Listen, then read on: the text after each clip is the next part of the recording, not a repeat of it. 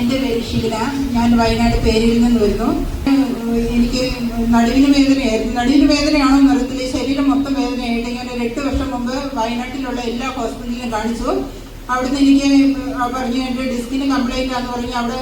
അവിടുന്ന് മരുന്നെല്ലാം കഴിച്ച് അവിടുന്ന് കുറവില്ലാത്തതുകൊണ്ട് അവസാനം അവർ പറഞ്ഞു പിന്നെ ഫിസിയോ ചെയ്യാൻ പറഞ്ഞു. അങ്ങനെ 1 മാസത്തോളം ഞാൻ ഫിസിയോയ്ക്ക് പോയിക്കൊണ്ടിരുന്നു. എന്നിട്ട് യാതൊരു കുറവും കണ്ടില്ല. അത് കഴിഞ്ഞ് കുറച്ചാൾ മോനോട് പറഞ്ഞു ഇങ്ങനെ മംഗലാപുരം നല്ലൊരു ഹോസ്പിറ്റലുണ്ട്, അവിടെ പോയി ഒന്ന് കാണിച്ച് നോക്കാൻ പറഞ്ഞു. അവിടെ ചെന്ന് കാണിച്ചപ്പം ഡോക്ടർ പറഞ്ഞു ഇവിടുന്ന് വയനാട്ടിൽ നിന്നെല്ലാം പറഞ്ഞു ഇപ്പം തന്നെ ഓപ്പറേഷൻ ചെയ്യണം, അല്ലെങ്കിൽ കംപ്ലൈൻറ്റ് നടക്കാൻ പറ്റാണ്ടായി പോകുമെന്നാണ് പറഞ്ഞത്. അപ്പം ഞങ്ങൾ ഇവിടെ മംഗലാപുരം കൊണ്ട് കാണിച്ചു കഴിഞ്ഞപ്പോൾ ഡോക്ടർ പറഞ്ഞു ഇപ്പം ചെയ്യേണ്ട, ഞാനൊന്ന് നോക്കട്ടെ എന്ന് പറഞ്ഞ് അവിടുന്ന് 3 വർഷത്തോളം ഞാൻ അവിടുന്ന് മരുന്ന് കഴിച്ചു. 1 മാസം തന്നെ പോകുമ്പോഴത്തേനും 10,000 രൂപയുടെ അടുത്താവും മരുന്നിന് തന്നെ പൈസ. അങ്ങനെ എൻ്റെ ശരീരം മൊത്തം വേദനയായി, എനിക്ക് ഒട്ടും നടക്കത്തില്ലാണ്ടായി, എൻ്റെ കാലിനും നഖത്തിന് വരെ വേദനയായി പോയി. അങ്ങനെ ഇരിക്കുമ്പോഴാണ് അങ്ങനെ 3 വർഷം അവിടുത്തെ ചികിത്സ ചെയ്ത് കഴിയുമ്പോൾ ഡോക്ടർ പറയും ഇനി ഒന്നും ചെയ്യാനില്ല, ഇവിടെ ഇനി ട്രീറ്റ്മെന്റ് ഒന്നുമില്ല, ഇനി ഒറ്റ മരുന്നേ ഉള്ളൂ, പിന്നെ ഓപ്പറേഷൻ ചെയ്യുക, അത് മാത്രമേ ഉള്ളൂ എന്ന് പറയാം. അതിൻ്റെ ഇടയ്ക്ക് എനിക്ക് സ്റ്റിറോയിഡ് എടുത്ത് നോക്കി, അത് യാതൊരു കുറവും ഉണ്ടായില്ല.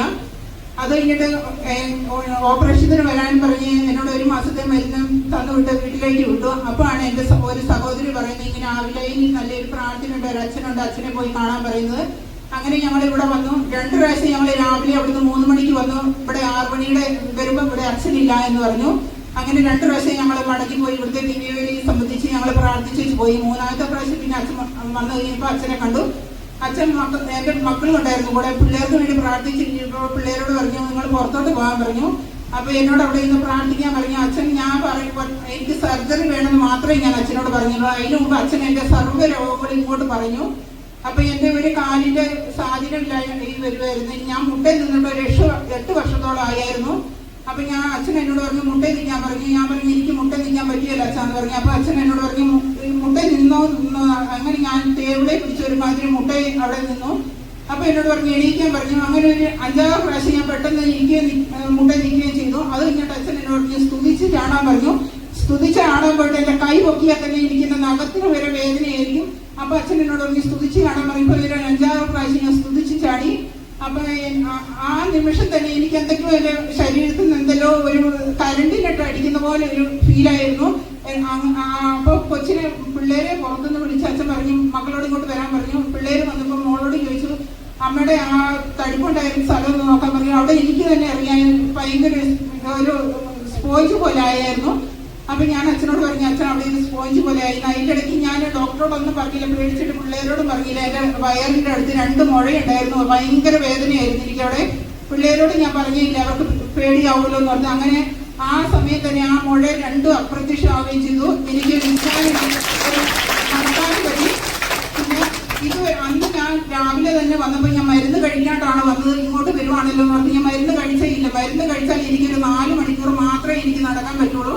ഞാൻ മരുന്ന് കഴിക്കാതെ ഇവിടെ വരികയും ചെയ്തു. അന്നത്തെ ദിവസം ഫുള്ളായിട്ട് ഞാൻ മരുന്ന് കഴിച്ചില്ല. ഇവിടുന്ന് പോയിട്ട് ഞാൻ മരുന്ന് കഴിച്ചില്ല. അപ്പൊ വീട് ചെന്ന് ഇവിടുത്തെ എനിക്ക് ഭയങ്കര എൻ്റെ തലേന്ന് തൊട്ട് ആരോടെ പിടിച്ച് ഞരമ്പിനിട്ട് തലേന്ന് തൊട്ട് വലിച്ച് താഴെ കൊണ്ട് ഒരു വലിച്ചിടുന്ന ഒരു ഫീലായിരുന്നു. രാത്രി മുഴുവൻ അങ്ങനെ 1 മാസത്തോളം എനിക്ക് അങ്ങനെ ഒരു ഫീലായിരുന്നു. അങ്ങനെ എൻ്റെ വേദന കുറഞ്ഞു കഴിഞ്ഞപ്പോൾ വേദന കണ്ട് ചില സമയം ഭയങ്കര വേദന വരും. അപ്പൊ ഞാൻ എൻ്റെ മോളോട് പറയും മോളെ ഒന്ന് ആ എണ്ണ എടുത്ത് കൊണ്ട് തരാൻ പറഞ്ഞു. മോളെ ആദ്യത്തെ ദിവസം തന്നെ ആ എണ്ണ കൊണ്ട് എൻ്റെ മേത്തെല്ലാം തേച്ചിട്ട് ഞാൻ കൊച്ചിനെ വഴക്ക് പറഞ്ഞു ഇതൊക്കെ തിളച്ച എണ്ണയാണോ എൻ്റെ മേത്ത് കൊണ്ട് തേക്കുന്നത്. അപ്പോൾ അവളെന്നോട് പറഞ്ഞു മമ്മി ഇത് നോക്കി ഞാനിപ്പോൾ ഈ കുപ്പിയിൽ പൊട്ടിച്ചതേ ഉള്ളൂ ആ എണ്ണ എന്ന് പറഞ്ഞു.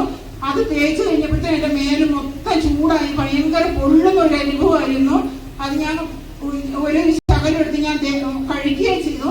അങ്ങനെ ഞാൻ എൻ്റെ വേദന കുറഞ്ഞ് ഇവിടെ വന്ന് ഞാൻ സാക്ഷി പറയുന്നതിന് ഇന്നലെ മിനിഞ്ഞാന്നാണ് ഞാൻ സാക്ഷി പറയാൻ അച്ഛനോട് വന്നത്.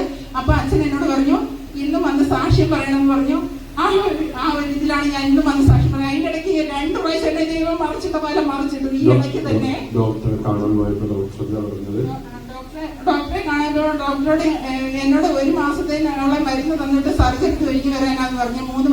3 ലക്ഷം രൂപ കൊണ്ടുവരാൻ പറഞ്ഞു. സർജറിക്ക് ചെലവാകുമെന്ന് പറഞ്ഞു. അങ്ങനെ ഞങ്ങൾ ഒരുങ്ങിയിരിക്കുമ്പോഴാണ് ഞങ്ങൾ പോയത്. എന്നിട്ട് ഈയിടെ ഞങ്ങൾ ഇവിടെ വന്നു കഴിഞ്ഞിട്ട് ഞങ്ങൾ ഡോക്ടറെ കാണാനായിട്ട് MRI എടുത്ത് നോക്കാൻ നോക്കി ചെന്നപ്പോഴത്തേക്കും ഡോക്ടറോട് കാര്യം പറഞ്ഞു. ഡോക്ടർ പറഞ്ഞു അല്ല എനിക്ക് അവിടെ ചെല്ലുമ്പോൾ തന്നെ എൻ്റെ ദേഹം മുഴുവൻ നീരായിരിക്കും. എന്നെ മോനെ അവിടെ പിടിച്ചിരുത്തുകയാണ് ചെയ്യുന്നത്. ഇത് പറയുന്നതിന് മുമ്പ് ഡോക്ടർ പറയുന്നതിന് മുമ്പ് ഞാൻ അവിടെ ചാടിയിരിക്കുകയും ചെയ്തു. എനിക്ക് കേൾക്കാനും പറ്റി. അപ്പൊ ഡോക്ടർ എന്നെ ഇങ്ങനെ നോക്കിയിട്ട് എന്നോട് ചോദിച്ചു തന്നെ, ഞാൻ പറഞ്ഞു ഡോക്ടറെ എനിക്ക് നല്ല കുറവുണ്ടെന്ന് പറഞ്ഞു. അപ്പൊ മോനോട് ചോദിച്ചു തന്നെ, അപ്പം മോൻ പറഞ്ഞു ഇങ്ങനെ ഒരു സ്ഥലത്ത് പോയായിരുന്നു. അപ്പൊ എന്നോട് ചോദിച്ചു ഞാൻ പറഞ്ഞു ഇങ്ങനെ ഒരു ഫാദറിന്റെ ഒരു ബ്ലെസ്സിങ് എനിക്ക് കിട്ടി.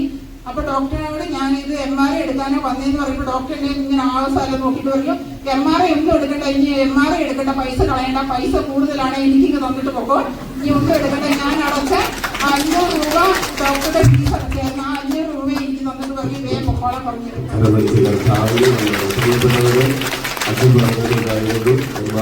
സാക്ഷ്യം പറയണമെന്നുണ്ടെങ്കിൽ MRI എടുത്തിട്ട് വേണം സാക്ഷ്യം പറയാമെന്ന് പറഞ്ഞിട്ടുണ്ട്. അപ്പോൾ അങ്ങനെയാണ് MRI എടുക്കാൻ വേണ്ടി വീണ്ടും തേജസ്വിനിയിലേക്ക് ചെന്നിട്ട് ഡോക്ടർ എഴുതി കൊടുക്കാതെ MRI എടുക്കാൻ പറ്റില്ല. 500 രൂപ അടച്ച് ഡോക്ടറെ കണ്ട് MRI എടുക്കണമെന്ന് പറഞ്ഞപ്പോഴാണ് 500 രൂപയും ഡോക്ടർ വെച്ചു കൊടുത്തിട്ട് വേഗം വീട്ടിൽ പിടിക്കണം പറഞ്ഞു വിട്ടത്. കൈയടിച്ച് കർത്താവ് നമുക്ക് മരണത്തിന്റെ താഴ്വരയിൽ നിന്ന് കർത്താവ് ജീവനിലേക്ക് പിടിച്ചുയർത്തുന്നതിനെ ഓർത്ത് ഉച്ചത്തിൽ വിളിക്കാം ഈശോയേ.